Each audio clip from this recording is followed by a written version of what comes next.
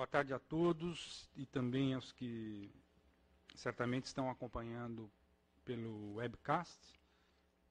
Este é a penúltima sessão desse ciclo sobre evolução darwiniana e ciências sociais. E como já foi explicado na sessão anterior, então, no dia 22 de novembro, nós vamos ter uma conferência semelhante a esta do professor Walter Neves, pelo lado mais das ciências naturais. E o balanço que estava previsto por uma equipe que organizou esse ciclo, que seria feito numa sessão em novembro, ele ficou para ser feito por escrito e colocado no site do IEA mais tarde. Então, hoje nós temos um conferencista, que é o professor Mário Luiz Poças, ou Poças, como eles dizem no Rio, que é professor titular do Instituto de Energia, do Instituto de Economia da Federal do Rio de Janeiro, FRJ. Eu vou fazer uma apresentação breve do currículo dele. Ele fez a graduação no IME em Engenharia de Comunicações, em 1970. Depois fez mestrado e doutorado em Economia na Unicamp, onde ele foi professor até 93, quando se transferiu, digamos assim, por um concurso pré-titular na Federal do Rio de Janeiro. E está, desde 93, então, professor titular na UFRJ. As disciplinas que ele ministra na graduação, principalmente macroeconomia, e na pós, concorrência e mudança tecnológica, dinâmica macroeconômica e economia antitrust. Ele orientou mais de 50 dissertações e teses, é membro do conselho editorial de várias revistas científicas, da nossa área de economia, principalmente, consultor da CAPES, onde chegou a presidir a comissão de consultores na área de economia, consultor do CNPq, da FAPERJ e da FAPESP, e consultor também na área de defesa da concorrência, tendo já dado cursos de extensão tanto para o CAD, a ANP, INPE, além, evidentemente, no Instituto de Economia da UFRJ.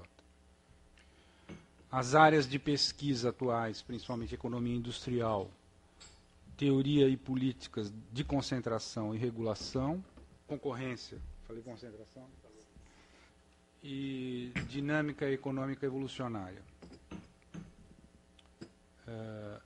No Lattes, que a gente nunca sabe se está atualizado ou não, tem 36 artigos em periódicos científicos, 5 livros e 18 capítulos. Então, como a gente faz sempre, a gente destaca algumas das publicações. Então, os 2 livros a serem destacados, esse é A Dinâmica da Economia Capitalista, uma abordagem teórica, Brasiliense 87, eu suponho que seja a sua tese de doutorado. Um pedaço dela. E a Estrutura de Mercado em Oligopólios, o CITEC 85. E depois artigos. Esse artigo recente com Esther Dweck, que saiu na revista Economia, em 2004. Depois, Racionalidade e Irregularidades, rumo a uma integração micro-macrodinâmica, Economia e Sociedade, em 93. E um modelo dinâmico multissetorial, Pesquisa e Planejamento Econômico, em 84. Pelas publicações, até pelos títulos só das publicações, já dá para perceber que um dos motivos de preocupação fundamentais é a relação entre macroeconomia e microeconomia, que é um dos maiores problemas nossos, dos economistas, e que, em princípio, a perspectiva evolucionária viria a resolver. Vamos ver. Pedimos, então, ao professor Mário Poças que tome a palavra. Muito obrigado pelo convite, participar desses seminários. Bom, o meu tema, quer dizer, está inserido no tema geral do seminário, porque eu vou tratar aqui de economia evolucionária dentro de uma perspectiva darwinista lato sensu. Eu vou discutir um pouco essa questão da proposta, né, de alguns autores, inclusive economistas, como Geoffrey Hodgson, por exemplo, de o que vinha sendo chamado desde os anos 80 de darwinismo universal, e que ele preferiu chamar mais recentemente de darwinismo generalizado. Vou discutir um pouco isso, me detive na primeira parte do ensaio sobre isso, mas eu vou sempre colocar o foco sobre economia, que é a minha área. Então, não vou opinar demais sobre áreas que... Eu posso até ter alguma opinião vaga, mas não é uma opinião de caráter científico, eu me omito. Eu apenas tenho desconfianças em relação a certas extensões, mas vou colocar como meras desconfianças, não vou me deter. Vou me deter mais nos pontos de economia, que são os que me interessam e sobre os quais eu tenho alguma coisa a dizer.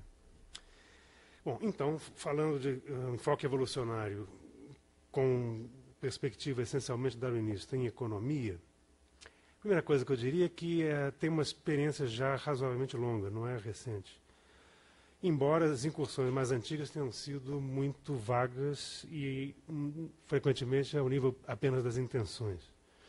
Como, por exemplo, o caso de Marshall, de Thorstein Veblen, principalmente, citando os mais antigos que fizeram referências explícitas à possibilidade de usar em economia a noção de seleção natural.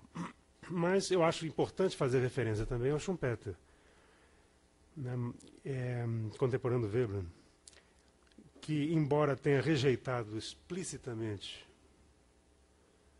no História da Análise Econômica, que é um livro clássico dele, publicado post-mortem, as analogias da biologia evolucionária, da seleção natural especificamente, a menos num nível puramente descritivo, que ele admitia, mas não como uma diretriz de caráter científico para a economia. Paradoxalmente, pelo menos na minha opinião e dos economistas neo-schumpeterianos que têm trabalhado nesse campo, talvez tenha sido o autor em economia que mais se aproximou do enfoque evolucionário, de uma forma espontânea, natural e sem rótulos. Vou falar um pouco sobre isso depois.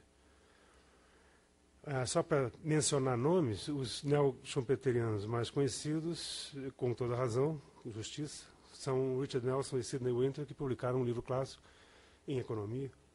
E eu acho que é um clássico também da introdução de elementos evolucionários em ciências sociais, chamado uma teoria evolucionária da mudança econômica. An Evolutionary Theory of Economic Dynamics. Não, Economic Change, perdão. É isso.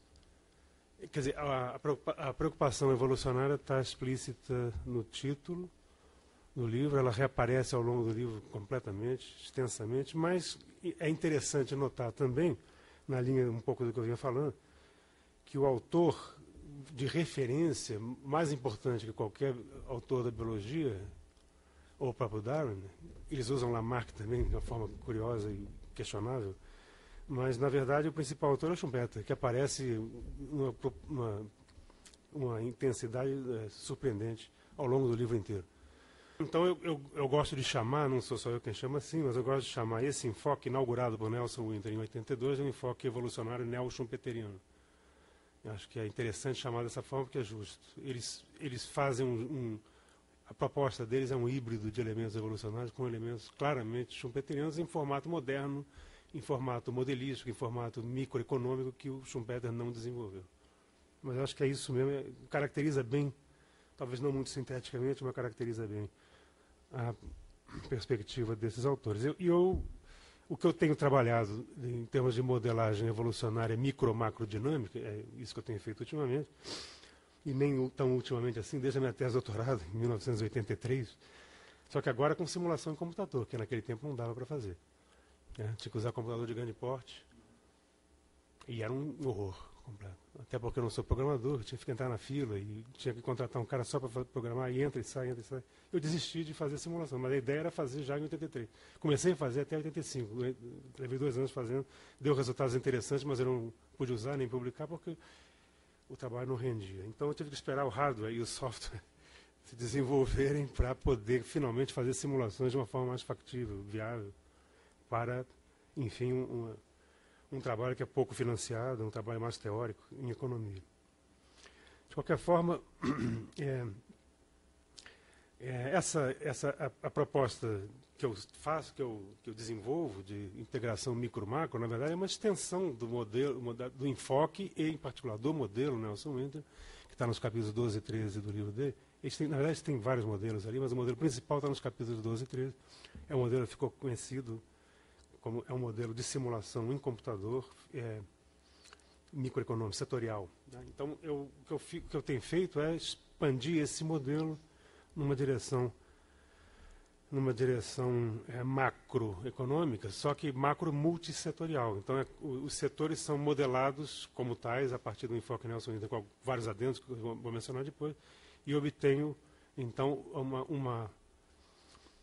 digamos, a modelagem de resultados macroeconômicos em nível desagregado.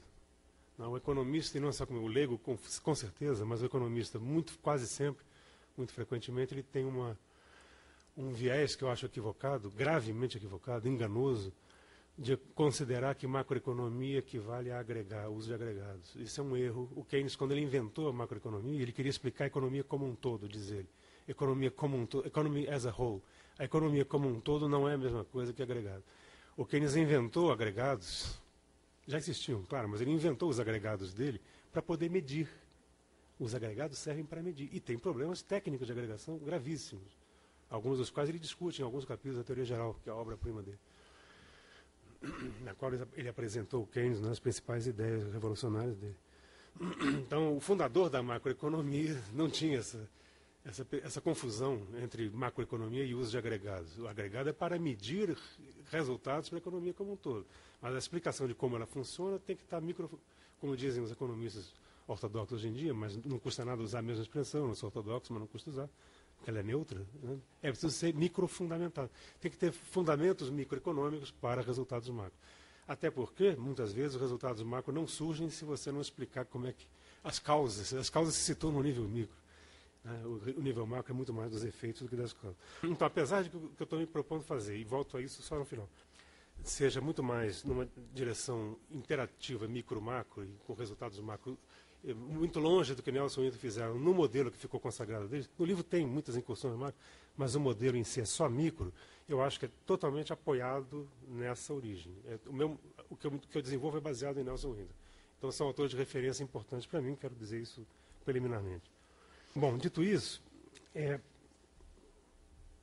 eu acho que eles têm uma contribuição muito importante no livro deles, como um todo, não só no modelo. Eu não me sento só em modelo. Eu acho que modelo sem boa teoria também não leva a lugar nenhum, por melhor que ele seja. E o deles nem é tão bom assim. Então, o que importa é que eles têm uma concepção, uma visão muito interessante que se realiza e concretiza num modelo de simulação, que também é interessante por esse fato, que não se usava muito na época em economia. Em outras áreas, sim, não em economia. Então, é importante ser um modelo de simulação, mas é mais importante outras coisas, talvez de um ponto de vista metodológico e teórico. Ainda mais importante que o fato de ser modelo de simulação. Na verdade, o fato de ser modelo de simulação é consequência dessas outras coisas às quais eu vou me referir agora. É o fato de que, numa perspectiva evolucionária, tipicamente, esses autores não supõem duas coisas básicas da economia convencional, da economia ortodoxa, como eles chamam. Na verdade, a economia neoclássica, na linguagem mais específica dos economistas. Eles chamam de ortodoxa. É claro que ortodoxa também. Que são a noção de maximização, que é tratada por um economista muito importante de referência de Nelson Winter, que é o Herbert Simon, que ganhou o prêmio Nobel com toda a justiça, não é muito comum. Os economistas, que nem todos são merecedores do prêmio Nobel, na minha opinião, mas o Simon foi, que ele chamava de racionalidade substantiva.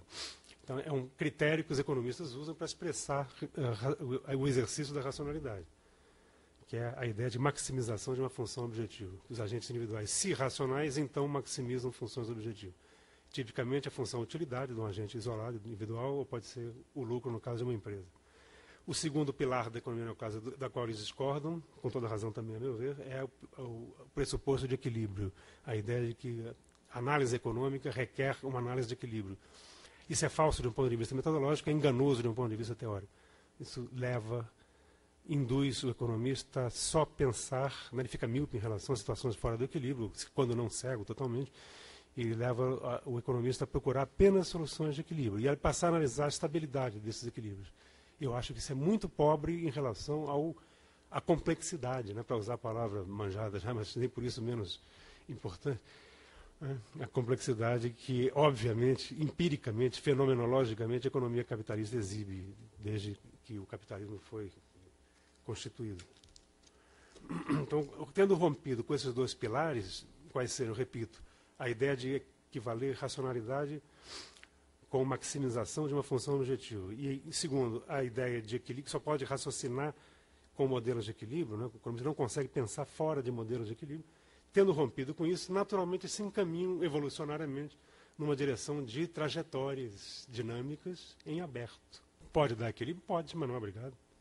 Então, o ônus da prova, com perdão do juridicismo, é de quem alega. Quem achar que dá equilíbrio, prova que dá. Normalmente não dá. Quando a gente faz simulação, as condições para gerar algum tipo de equilíbrio são muito específicas, muito peculiares. Não é nada óbvio que vai atender para equilíbrio nenhum. Então, eu acho que eles têm esse mérito de ter feito uma proposta muito consistente, que aponta numa direção metodológica, com implicações teóricas bastante novas, radicais, originais. Trajetórias em aberto como forma de lidar com a dinâmica de sistemas complexos. Naquele tempo não se falava muito de sistema, falava, mas não na economia, não tinha virado moda. Mas é totalmente adequado ao tratamento de sistemas complexos. A perspectiva deles é totalmente convergente. O meu ponto aqui, especificamente em relação a esses autores, é que é preciso avançar, claro, como sempre. Né? Eles colocaram uma pedra fundamental de uma alternativa de teoria econômica, não foi só de economia da inovação, às vezes se pensa que é só economia da inovação. Não. O que eles estão propondo é uma coisa mais interessante, mais ambiciosa também. Eles estavam propondo e continuam propondo, criaram uma corrente de pensamento enorme, crescente, caudalosa, que é a de se colocar como, a partir da inovação, a partir do processo inovativo schumpeteriano, né, que é fundamental na concepção do Schumpeter, se colocar a questão da dinâmica que a economia capitalista apresenta com base nessa inovação, nas inovações. Então, é a inovação como um mecanismo gerador de dinâmica, o motor da economia. A máquina de progresso, como disse o Richard Nelson no artigo dele. Então, o capitalismo é uma máquina de progresso. O Marx tinha notado isso. Né? O primeiro de todos a notar isso, com todas as suas implicações, quase todas, mas mais gerais, ele notou. Notou não só, ele destacou e explicou. Depois dele, Schumpeter, né? Que, sob esse aspecto, é totalmente heterodoxo. Apesar de até talvez ter se arrependido disso porque ficou marginalizado. Totalmente heterodoxo. Tá? Perspectiva contrária à tradição da ciência econômica, que é de focar situações de equilíbrio. Tá? A pergunta fundadora para os economistas ortodoxos, eles sempre dizem isso, a pergunta fundadora para os economistas ortodoxos, inclusive os modernos, não estou me referindo só ao final do século XIX, ao Walras, ao Marshall, a pergunta fundadora deles, do mainstream da ciência econômica hoje, é por que um sistema como, não é por quê, como um sistema baseado em agentes individuais independentes que tomam decisões autônomas, ele consegue não ser um caos. Como é que ele consegue se coordenar? Eles alegam que isso é fundador porque teria sido a pergunta que o Adam Smith teria feito quando dá aquela resposta famosa da mão invisível. Mas a mão invisível não é só isso, nem principalmente, talvez. Então, tem toda uma discussão de história do pensamento econômico, eu não quero entrar aqui. O Adam Smith é muito mais interessante e rico do que simplesmente essa referência chavão de senso comum. A mão invisível é uma forma de coordenar, sim, mas não é de otimizar o funcionamento da economia, é de gerar... É um fundamento de uma teoria de valor, inclusive, de uma teoria de preço, uma teoria de valor. Enfim, tem toda uma discussão na qual não vou entrar aqui agora, mas a pergunta fundadora dos economistas, de um modo geral, do mainstream da ciência econômica, que hoje é caracterizado, hoje que eu digo, nos últimos 50 anos, está centrado em torno do modelo de equilíbrio geral competitivo, chamado modelo de equilíbrio geral, que remonta ao Walras 1870 e pouco, em forma altamente matematizada. Então, esse modelo é totalmente estático. A única coisa dinâmica ali são as equações diferenciais usadas para avaliar a situação de se o equilíbrio é estável ou não. Para quem acha que usar a equação diferencial em tempo contínuo, sem especificar que tempo é esse, é dinâmica o suficiente, parabéns. Eu acho que não é. Na minha opinião, não é. E de todo mundo que trabalha com simulação, não é. Isso não é dinâmico. Isso é uma análise de estabilidade e equilíbrio, que é outra coisa.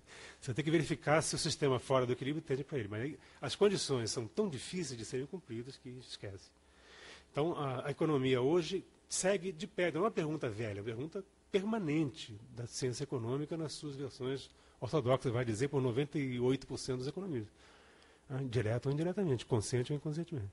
A pergunta é essa, como é que o sistema não é um caos? Bom, alguém desavisado, ou seja, não economista, desavisado não quer dizer nada, quer dizer só que não é economista, pode perguntar, um suposto leigo, né, como se os economistas também não fossem leigos, poderia perguntar, escuta, mas não é um caos, tem certeza? Né? Parece que é, né, de repente. Por que não é um caos? Faria uma pergunta mais direta, assim, mais provocativa. Então, eu até faria essa pergunta com meus colegas ortodoxos. Por que não é um caos? Você tem certeza que não é um caos? Você consegue fazer previsões? Então tá. Então, qual é a outra pergunta fundadora? Tem outra? Tem. Ela também remonta ao Adam Smith. Tá? Tem uma outra pergunta fundadora, que o Marx, da qual o Marx arrancou, digamos assim. Ele arrancou de várias fontes, mas arrancou dessa também. Qual seja, como esse sistema se move. Como ele se move? O Marx, inclusive, usou como referência para ele a famosa noção das leis de movimento, que vem do Newton, né, da física, Laws of Motion, vem da física. O Marx não é que ele queria fazer digamos, culto inteligente demais para achar que ia fazer uma física da economia. Isso é coisa de... Deixa para lá. Mas o Marx sabia que não faria jamais, não era nada disso. Mas Laws of Motion é interessante, a imagem de que eu quero explicar o movimento, eu quero explicar uma dinâmica. Forças que geram movimento, não é isso que o Newton fez? Forças que geram movimento. Movimento acelerado, enfim, mas em economia não tem conceito de aceleração, não existe. Forças que geram algum resultado que tira o sistema do equilíbrio. Eu não quero analisar como é que ele fica no equilíbrio. O que a gente percebe fenomenologicamente é que esse sistema, se é que ele fica em algum equilíbrio, já passou rápido. Ele passou pelo equilíbrio, não fica no equilíbrio. Então, o Marx queria explicar as leis de movimento. Então, essa pergunta é uma pergunta fértil, ela é fecunda. Ela fecundou o Marx e muitos outros economistas, passando pelo Schumpeter e muitos outros. Pena que eles são minoria, mas são numerosos e eu acho que são importantes. Então, essa é a mensagem inicial. Então, tem muita coisa a ser feita em economia, dentro de uma larga tradição, que está centrada, ainda que minoritária, que está centrada na segunda pergunta fundadora, na pergunta de como o sistema se move. Né? No caso, o Adam Smith tinha percebido um movimento que é um movimento de acumulação. Não foi o Marx que inventou a ideia de acumulação, foi o Adam Smith. Ele percebeu que esse movimento é cumulativo. O movimento do capital é cumulativo. E o Marx, mais uma vez, arrancou daí também. E a lógica do capital é se valorizar, e aumentando o seu próprio valor. É isso? É a acumulação do capital. O Marx tem sempre fórmulas mais brilhantes, né? Como filósofo hegeliano, tem fórmulas mais interessantes, mais brilhantes, mas a ideia veio do Adam Smith também. Tá? Então, essa que é. E com base nessa outra pergunta fundadora da economia, diria da economia política, na sua grande extensão até o presente. Nessa outra referência, a gente pode encontrar muitas conquistas já realizadas ao longo da história do pensamento econômico. Então, não estamos a zero. E quando a gente vai buscar referências na biologia evolucionária, a gente não vai começar do zero. A gente está buscando referências complementares. Algumas analogias interessantes, ajudar a fazer as perguntas e dar respostas, as duas coisas. Mas não estamos no zero. Uma economia que segue, grosso modo, essa visão schumpeteriana de um processo, não estados representativos arbitrários, supostamente de equilíbrio deste processo, queremos analisar o processo como tal, essa ideia schumpeteriana, que vem do Marx também, ela não foi por causa do Darwin, não foi por causa da biologia evolucionária, com todo respeito e toda simpatia. As duas coisas. Okay? Então, o que eu quero dizer aí é o seguinte, aqui tem um grande número de outras referências em economia que são muito interessantes para serem utilizadas de forma complementar, para enriquecer essa concepção. Então, nessa linha, Nelson Winter, claro que são insuficientes. Claro que são insuficientes e vão ser complementados, devem ser complementados por autores que formularam questões importantes no nível micro e outros que formularam no nível macro também. Bom, e aí a modelagem ajuda a gente a passar do micro, que é Nelson Winter enriquecido, Nelson Winter fortemente enriquecido, para o nível macro de propriedades emergentes, né, como o pessoal gosta de falar no sistema complexo, propriedades emergentes, mas que algumas das quais já eram conhecidas, não emergem só a partir de propriedades análogas às propriedades da seleção natural, não é só isso. Tá? Não é só para analogia, não. Tem muitas coisas que são propriedades macroemergentes na economia, como o sistema complexo, que já eram conhecidas pelos macroeconomistas não ortodoxos, desde Keynes, Kalecki e vários outros, que trabalharam com modelos dinâmicos, mesmo sem nenhuma microfundamentação mais rigorosa e sem nenhuma... O Keynes tinha, mas não tinha modelo. E sem essa referência biológica, né? Que na época ninguém pensava em fazer isso. Até Nelson Winter, ninguém pensava em fazer de maneira sistemática. Tinha incursões, eu mencionei os autores que falaram vagamente, tipo Marshall, Veblen, e mesmo Schumpeter falando contra. Mas tem autores que são muito conhecidos, nos anos 50, por exemplo, não vou me deter aqui, Alken é um deles, um autor de Chicago, que usou a ideia de seleção natural de uma forma super vaga, imprecisa, e foi criticado por isso, pelo Winter, que é um dos coautores que eu me referi. É uma crítica clássica do Winter, de 64, ao artigo do Alken de 50 e pouquinho, 53, se não me engano. E o Friedman, um artigo clássico dele de 53, um artigo, enfim, lamentavelmente clássico, porque é muito ruim, de metodologia, né, ele justamente tinha uma perspectiva muito parecida com a do Alken, de que, no fundo, a maximização de lucros não precisa ser uma deliberação consciente dos agentes, é simplesmente um resultado do processo de seleção natural, embora ele não demonstre isso.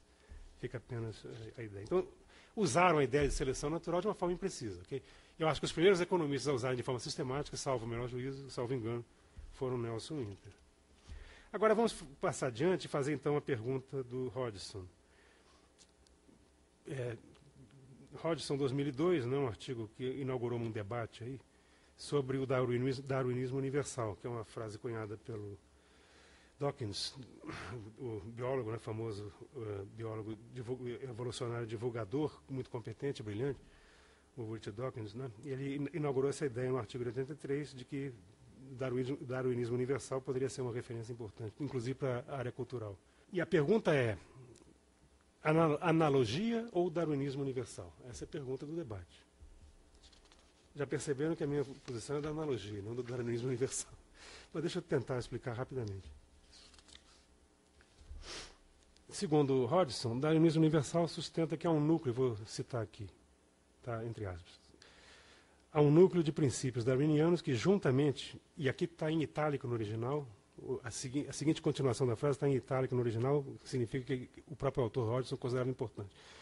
Então, eu vou repetir. Sustenta que há um núcleo de princípios darwinianos que, vírgula, agora entra o itálico, juntamente com explicações auxiliares específicas a cada domínio científico.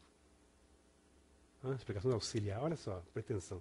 Juntamente com explicações auxiliares específicas a cada domínio científico, vírgula, termina o itálico, pode aplicar-se a um amplo espectro de fenômenos.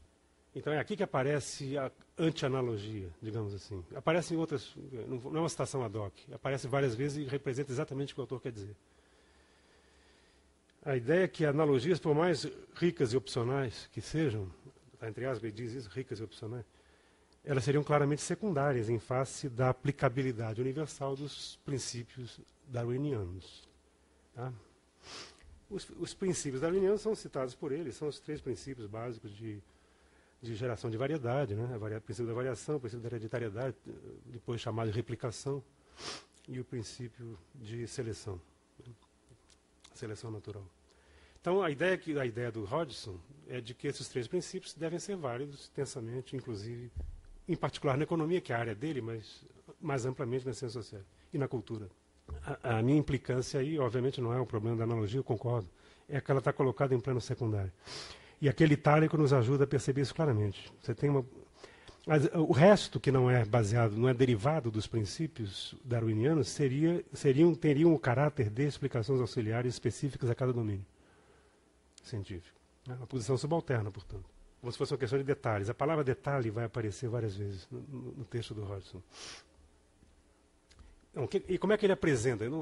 Fazendo uma síntese do artigo dele de 2002, como é que ele apresenta isso? Ele apresenta, curiosamente, numa sessão curta, ou nem tão curta, mas é uma sessão entre 7 sessões do artigo, contando aí a conclusão e a introdução, mas pelo menos 5 sessões substantivas, é uma das 5. As outras 4 são dedicadas a objeções e problemas.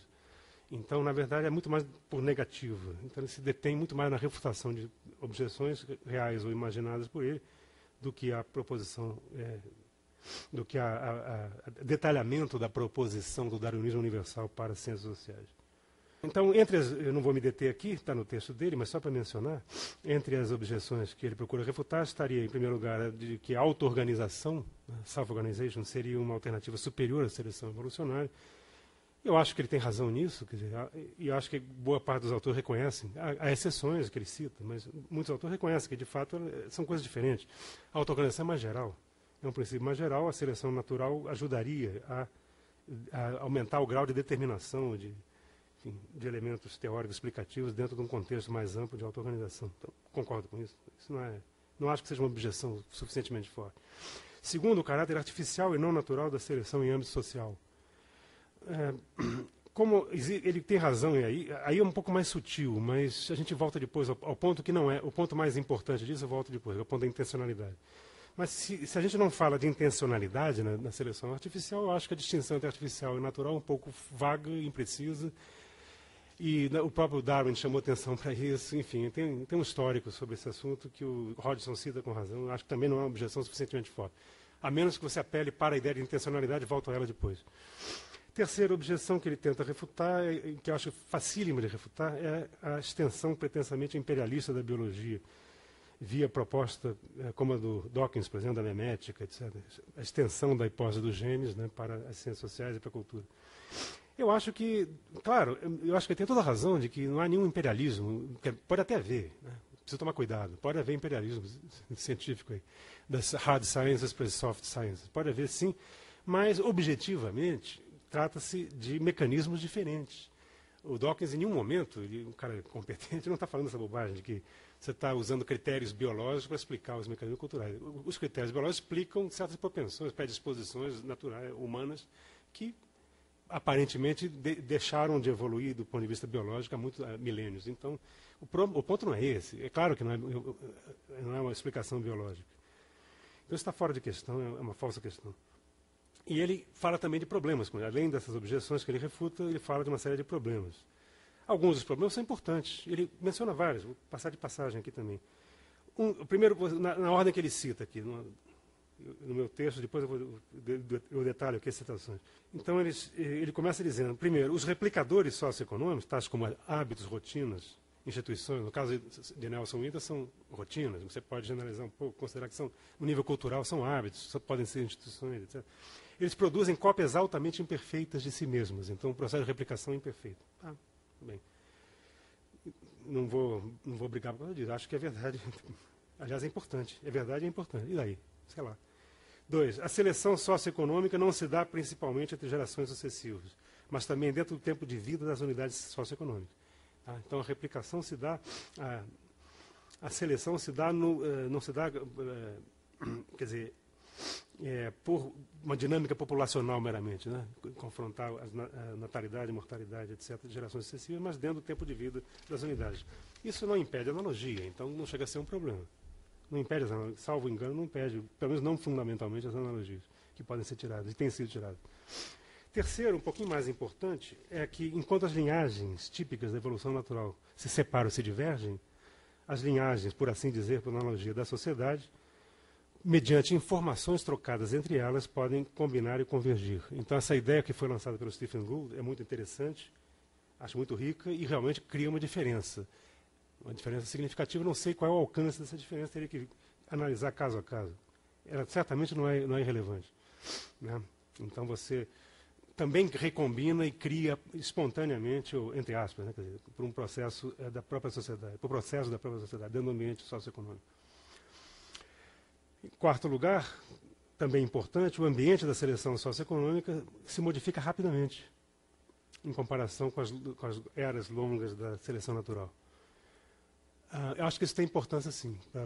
Tem várias implicações concretas, relevantes para a aplicação de modelos, por exemplo. Acho que é importante. Mas isso é uma discussão mais específica, mais técnica. A importância disso eu acho que é mais técnica, tem a ver com o uso de modelos. Posso estar enganado. Mas modelos baseados em estratégias ESS, né? Evolutionary Stable Strategy. Os modelos baseados em estratégias evolucionariamente estáveis, eles supõem um longuíssimo prazo de maturação que na seleção artificial não funciona. ou pelo menos funciona de forma muito mais precária. Então, acho que isso é realmente um problema.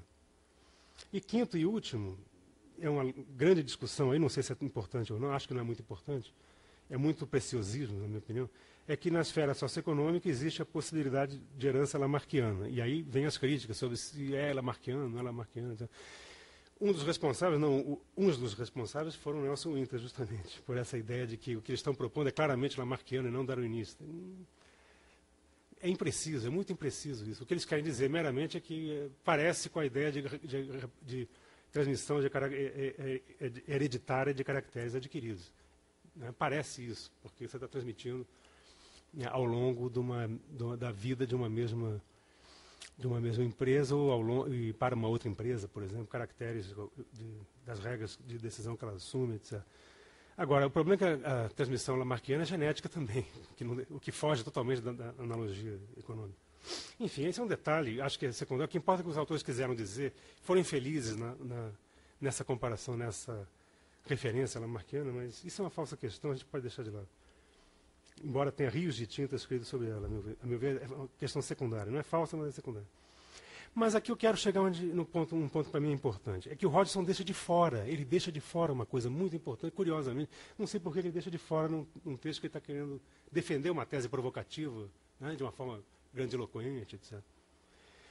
Um dos problemas mais reconhecidos e é um dos mais sérios, sim, na analogia evolucionária biológica, pelo menos para a economia. Como ele é economista e conhece os termos de economia, Nelson Winter em particular, ele sabe disso, que é a questão da unidade de seleção. Né? Unit of selection. Qual é a unidade de seleção? Ele não discute esse tema. Né? Que, aliás, de um modo geral, deveria ser a mesma unidade da variação e da replicação. Ou seja, quem é o gene econômico? No caso específico da economia, quem é o gene econômico? Nelson Winter gastaram grande parte do livro deles na discussão de que por que as rotinas podem ser isso. Eu acho que eles têm um ponto muito forte. Mas não são donos da verdade, eles reconhecem que é imprecisa a analogia.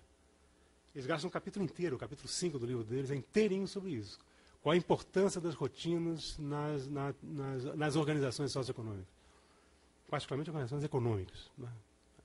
Empresas, particularmente. Então, acho que eles têm um ponto muito forte, mas é um ponto vulnerável, porque é inegável que esse gene econômico, digamos, ele não é suficientemente estável, ele não é suficientemente persistente, para usar o termo. Ele pode estar sujeito a mudanças, e aí o problema da replicação é que você está replicando alguma coisa que mudou no processo de replicação. Tá? E aí como é que fica a analogia darwinista? Né? Como é que fica? Fica prejudicada, mas não fica inviabilizada. Okay. Então ele deixou de fora uma coisa muito importante. Esse tema é retomado por vários críticos, vários autores, e eu acho que merece ser retomado com profundidade. Agora, existe um segundo problema, a meu ver, muito grave, que aí não é que o Hodgson não tenha tratado, ele tratou, mas tratou, a meu ver, de uma forma superficial e insuficiente, que é o problema da intencionalidade da ação humana nos ambientes socioeconômicos. A intencionalidade tem vários textos aí nesse debate, o Cordes, né, o Ulrich Witt discute amplamente esse assunto, o alemão. Mas, enfim, o problema é o seguinte, tentando resumir a questão. Por que a intencionalidade humana é importante? Porque é causa não causada, como diz ele? Eu volto a esse ponto depois. Eu acho que isso é uma falsa questão. É claro que, em última análise, toda decisão tem uma lógica, a não ser que a gente seja irracional. Mas ainda que a gente fosse irracional, teria que ter uma explicação. Né? Ainda que freudiana, de qual é a natureza da irracionalidade dele. Mas, de qualquer forma, deixando o folclore de que as decisões podem ser irracionais, entre agentes relevantes em economia, agentes menos relevantes podem tomar decisões irracionais, mas agentes relevantes, empresas, por exemplo, não tomam decisões irracionais. Elas formulam estratégia, então você tem que saber qual é a natureza da racionalidade. Então é claro que existe sempre uma causa. E o problema não é esse, francamente, não é que é uma causa não causada. Mas, se você... depois eu volto a esse ponto da causa não causada, que ele gosta tanto de repetir, e repete nos textos mais recentes dele também, o Hodgson, e agora mais recentemente com Knudsen, o coautor dele, mais recentemente. Então, quando a intencionalidade envolve cognição, desejos, criatividade. Se a gente ficar com cognição e criatividade, já ficamos com duas coisas importantíssimas. A decisão econômica não trabalha só com informação. Esse é um viés neoclássico, um viés ortodoxo, que os economistas heterodoxos sempre insistem, com toda razão, a meu ver, insistem em combater, em refutar, em tentar superar. O problema de um processo de decisão econômica é que ele é baseado em certeza, como o Herbert Simon mostrou, o Keynes também, a maneira dele, cada um na micro, outro na macro, os dois mostraram de forma brilhante. Tá? No caso da macro do Keynes, como sempre, a macro é resultado. Na verdade, é o agente micro mesmo. Ao tomar a decisão, o agente individual, a empresa, né? Ela toma a decisão num ambiente de incerteza, como o Simon notou. Simon adicionou um outro componente, que depois virou moda, que é a complexidade. Então, ele mencionou essas duas coisas, incerteza e complexidade. Keynes ficou mais na incerteza. Mas, sob incerteza e complexidade, né, os agentes... Não é só que a racionalidade substantiva não funciona, como mostra o Simon. Ele cria até um outro nome, a racionalidade limitada, bounded. Né? E os agentes se contentam com estratégias subótimas. Ele chamou de satisficing. Ele se contentam com situações satisfatórias, com uma questão de... Há um limite de custo-benefício que eu posso aceitar, enfim, sem me esforçar demais para maximizar. Tá? Porque a maximização, na verdade, primeiro, você não consegue, a função objetiva tem buracos. E segundo, mesmo que você consiga um custo gigantesco, ela não vai ser... pode ser que ela não seja a melhor opção. Então, você não tem nenhuma garantia de que a tua racionalidade, em condições de racionalidade limitada, né, a maximização vai ser a solução mais racional. Então, o que os seres humanos fazem? Aquilo que o próprio Simon chamou, num estágio mais avançado de análise, chamou de racionalidade procedural, processual, ou no procedimento. Então, não é só a racionalidade limitada, é uma coisa meio defensiva, né? É a racionalidade processual, é mais ativa. É o processo de decisão que requer elementos cognitivos. Então, o problema seu não é de informação. Como diz o Simon, não só não é insuficiência de informação, como ele diz isso em 79, brilhante, antecipou a internet. Ele diz, pode ser excesso de informação, deu problema, não é só falta. Então, em condições de incerteza e complexidade, o problema deixa de ser de falta de informação, ou excesso de informação. Passa a ser de cognição.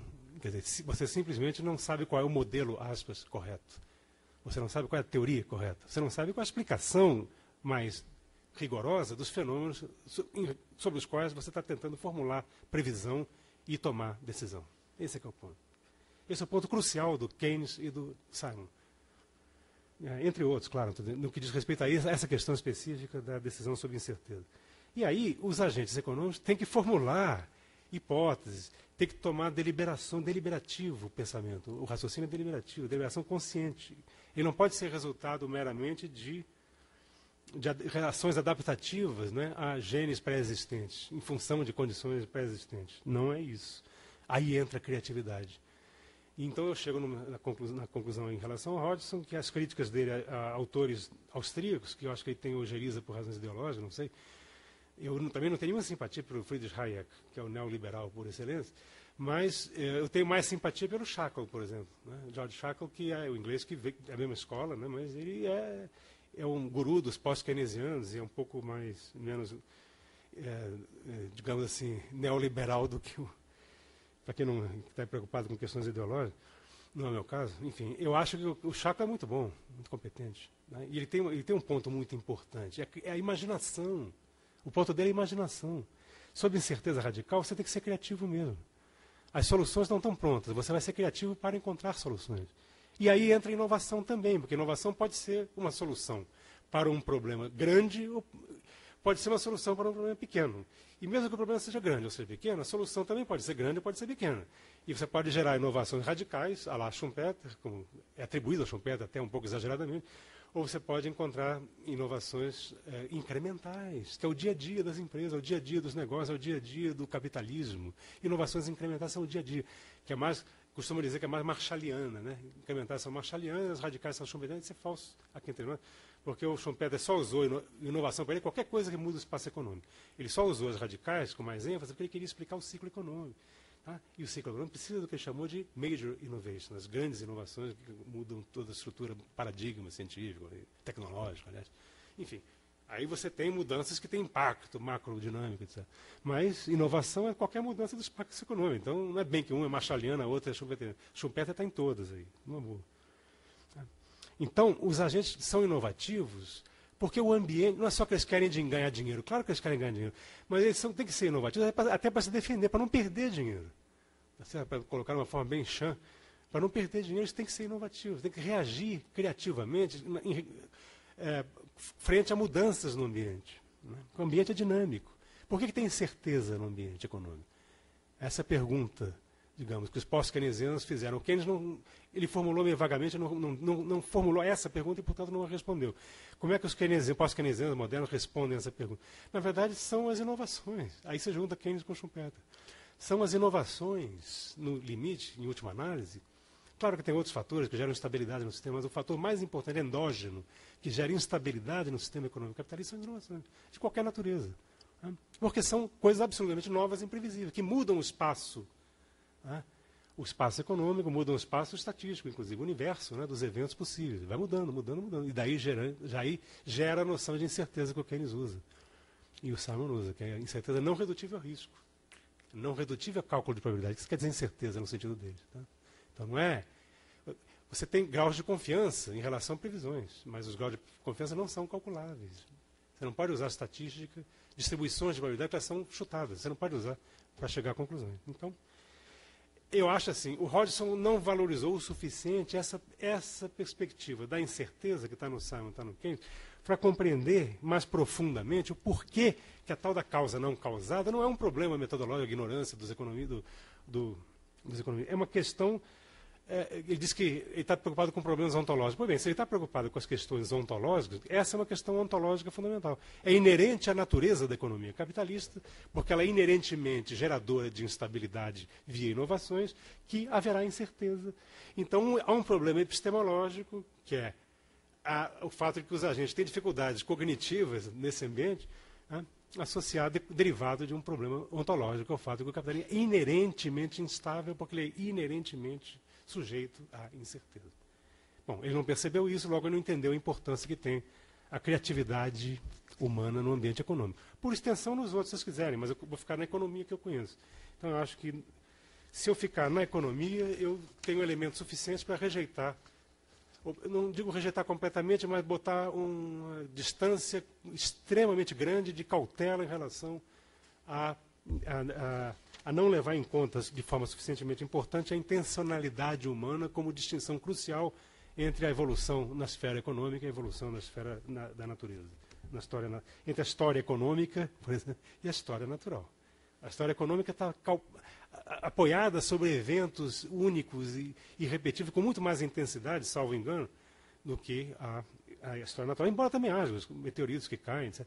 A história natural também tem eventos, choques exógenos, mas a economia tem uma quantidade enorme disso, e a história tem uma quantidade enorme de choques, de acontecimentos pontuais que não são previsíveis e que não estão sujeitos a mecanismos cumulativos de tipo seletivo. Então, eu acho que a própria perspectiva da economia como uma disciplina histórica tenderia a afastar. Eu não tenho tempo, nem tive tempo aqui, mas eu botei um parágrafo sobre isso, que eu acho que é importante ressaltar e fixar esse ponto. A história nos deveria precaver contra essa pretensão de explicar por mecanismos seletivos apenas os processos das disciplinas de natureza histórica. E aí me leva à última objeção em relação à posição do Hodgson, que e eu acho que é muito importante essa objeção, que eu não vi nos outros autores, porque até aqui eu falei coisas que estão em outros autores e tal. Embora não só nesse debate, não está no Cordes, por exemplo, embora tenha alguma coisa implícita, que é a posição antagônica ao Hodgson. Mas eu me refiro agora a uma outra coisa que eu acho super importante e não está nos outros autores, que é o seguinte.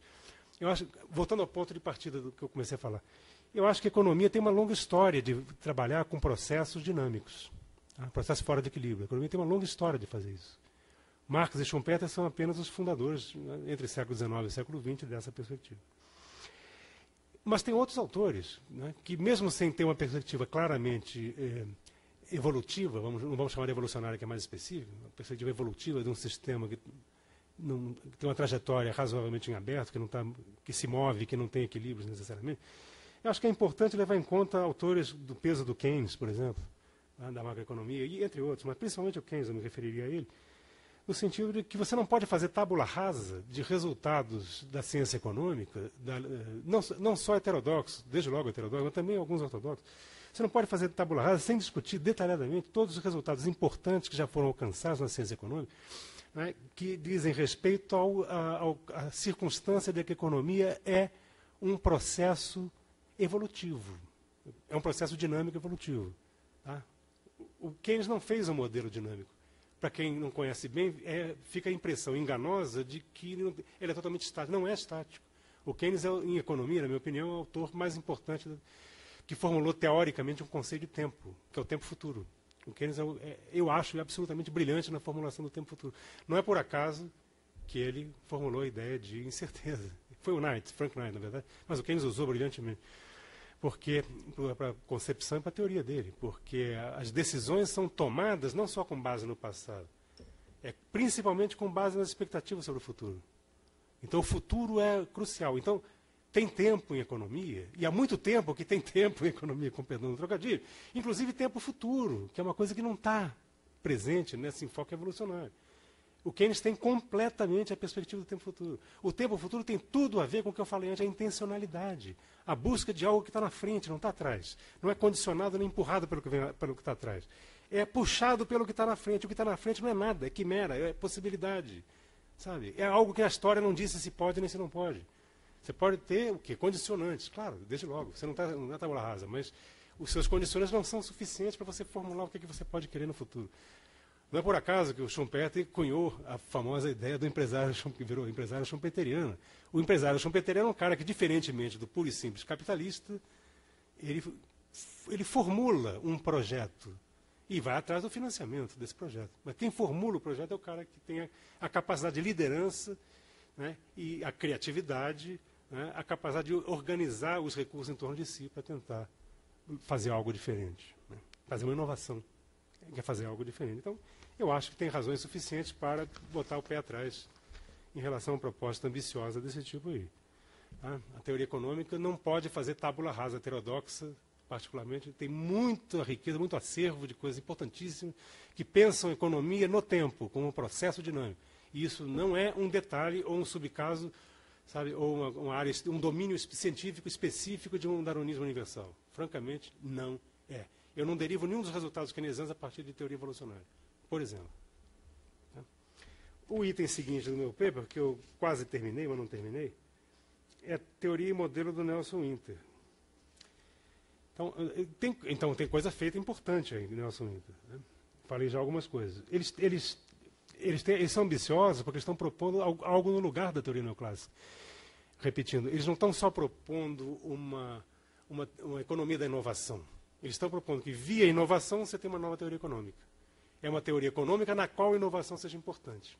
É uma teoria schumpeteriana, na verdade. Né? Neo-schumpeteriana. Na qual inovação é importante. Ou marxiana, na qual progresso técnico, desenvolvimento das forças produtivas, como dizia o Marx, é importante. É crucial. É uma lei de movimento do sistema crucial.